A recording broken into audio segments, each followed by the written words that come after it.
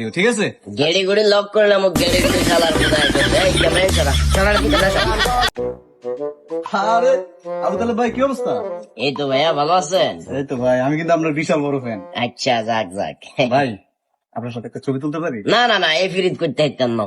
অন্তত 50 থেকে 60 জন লোককে একের পর এক ছবি তুলতে তুলতে তুলতে তুলতে ক্লান্ত হয়ে তারপরে বসেছি।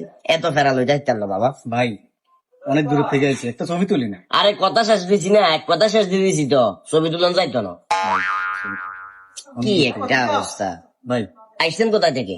চাঁদপুর থেকে আইছি। আচ্ছা তুলেন, একটা তুলেন। এই ক্যামেরাম্যান বালা করে তুলিও। হ্যালো ফ্রেন্ডস, আপনারা দেখতে পাচ্ছেন যে আমার ছোট ভাই আমার সাথে একটা ছবি তুলতে চায়। আসলে আমি আবার কারো রিকোয়েস্ট ফালাইতে পারি না, অনেক রিকোয়েস্ট করছে তাই একটা ছবি তুলতেছি।